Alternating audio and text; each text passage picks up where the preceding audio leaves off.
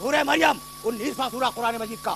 وذکر فی الکتاب مریم اذ انتبذت من اہلها مکانا شرقیا واتخذت من دونہم حجابا فارسلنا الیہا روحنا فتمثل لها بشرا سویا قالت انی اعوذ بالرحمن منک ان کنت تقیا قال انما انا رسول ربک لأہب لک زکیہ غلاما زکیا قالت انا یکون لی غلام ولم یمسسنی بشر ولم اک بغیا قال کذالک قال ربک هو علی ہین ولنجعلہ آیۃ للناس ورحمۃ منا وکان امرا مقضیا. بھائی ترجمہ سنتے چلو. سنو حبیب اپنی کتاب میں مریم کا تذکرہ کرو.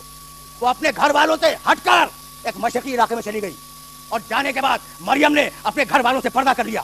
جب پردہ کر لیا ارسلنا الیہا روحنا ہم نے روح الامین کو بھیجا.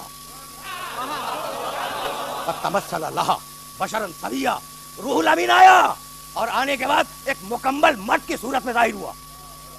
جب مریم کی نگاہ اس بشر پہ پڑی, جب بشر ہے اس بشر پہ پڑی, قالت انی اعوذ بالرحمن منک ان کنت تقیا.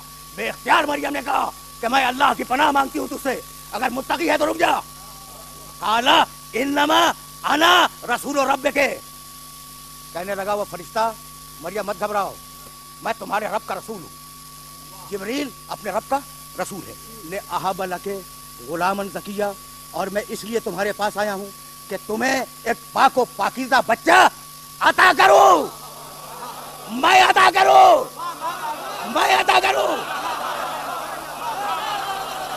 چھوٹا رسول بچہ عطا کر دے, بڑے رسول کے متعلق فتویٰ کیا ہے؟ مریم کے پاس روح الامین آیا. فتمثل لہا بشرا سویا, ایک مکمل مرد کی صورت میں آیا, بشر بن کے آیا. ٹھیک ہے نا. اور کہنے کیا لگا انما انا رسول ربک, میں عہدے میں رسول ہوں. ہے نوری مخلوق, آیا ہے بشر بن کر, عہدہ ہے رسالت کا. ہے نوری مخلوق, آیا ہے بشر بن کر, عہدہ ہے رسالت کا. کہہ دو کہ جبریل ہم جیسا. تو جب خادم محمد جیسے تم نہ ہو سکے تو محمد جیسے کیسے بن جاؤ گے؟ بشریت کی نفی نہیں ہے. قل انما انا بشر مثلکم, میں تم جیسا بشر ہوں. فرق یہ ہے کہ مجھ پر وحی آتی ہے, تم پر وحی نہیں آتی. میں تم جیسا بشر ہوں لیکن تم مجھ جیسے نہیں ہو.